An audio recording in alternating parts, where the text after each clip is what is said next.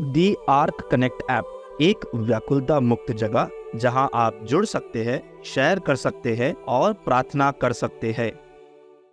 इस साल का हर समय विश्वास की परीक्षा लेने वाले संघर्षों से लेकर अद्भुत आशीर्वादों तक प्रभु के हाथों ने चमत्कार किए और अपनी महिमा व उद्देश्य को शक्तिशाली तरीकों से प्रकट किया।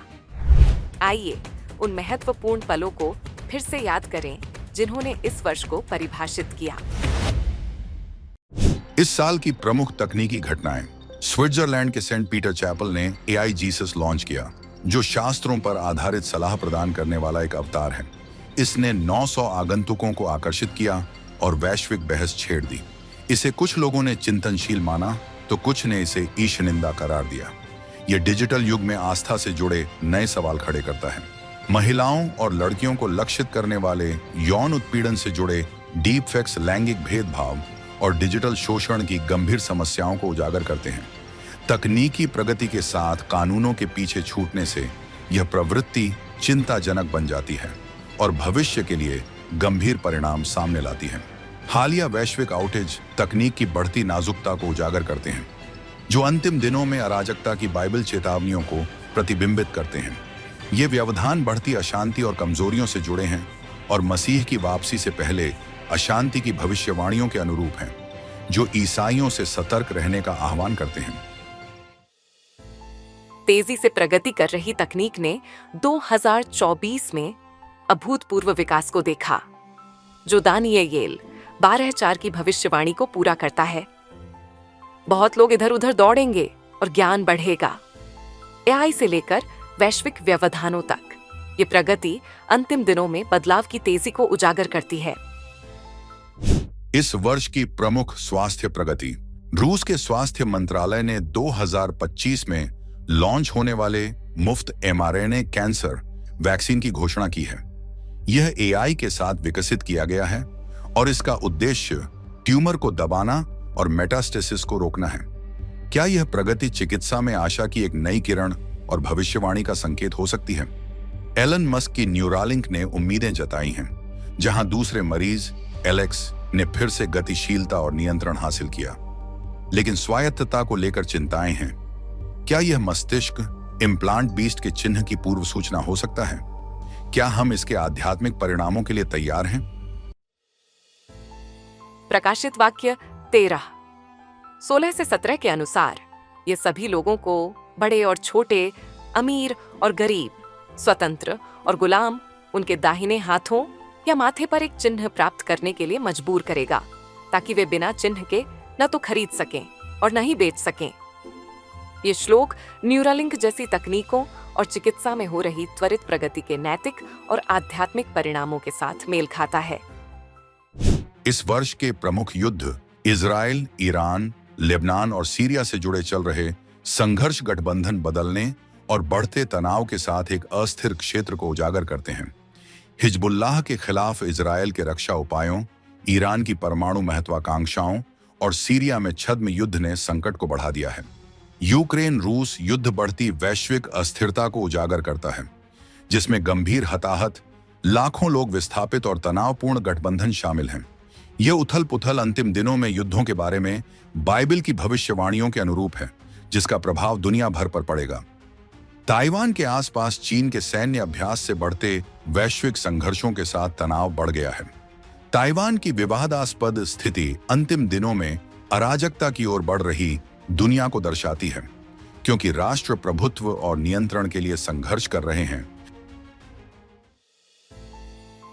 मत्ती 24, 6 से 7 चेतावनी देता है, तुम युद्धों और युद्धों की चर्चा सुनोगे, जाति पर जाति और राज्य पर राज्य चढ़ाई करेगा।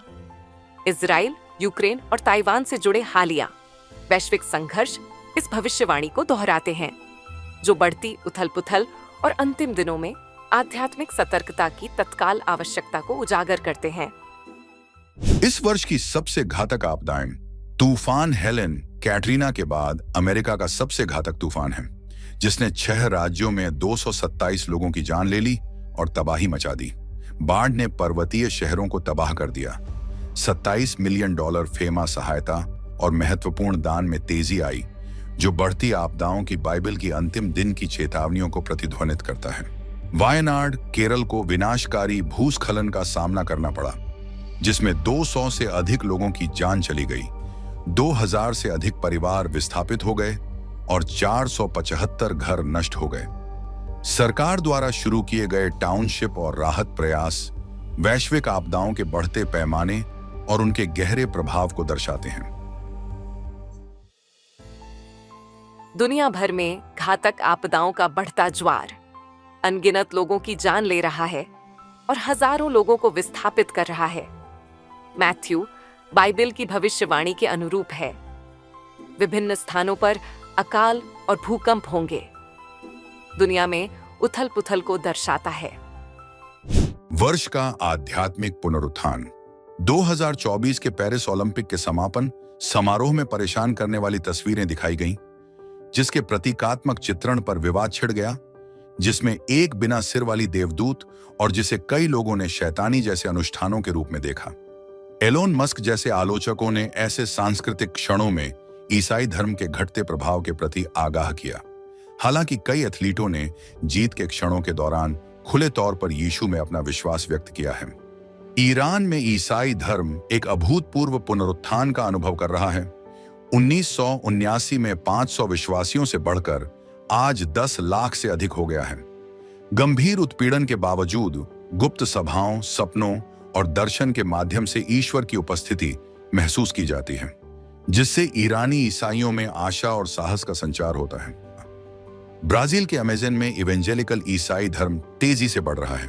दूर दराज के समुदायों में हजारों चर्च खुल रहे हैं। मिशनरी और पादरी अलगाव पर काबू पाकर जीवन बदल रहे हैं और क्षेत्र के आध्यात्मिक ताने बाने को नया आकार दे रहे हैं, जो इन अंतिम दिनों में गहन पुनरुत्थान का संकेत दे रहा है।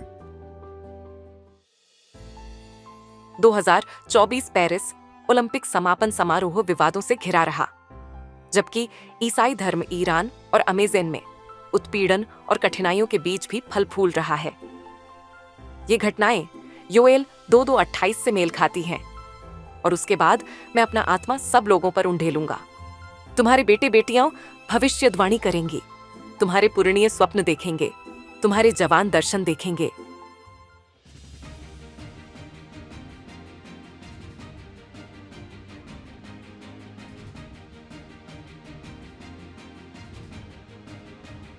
हम इसे रे ऑफ होप क्यों कहते हैं? क्योंकि हमारा मानना है कि प्रार्थना इस अंधेरी दुनिया में आशा की किरण है।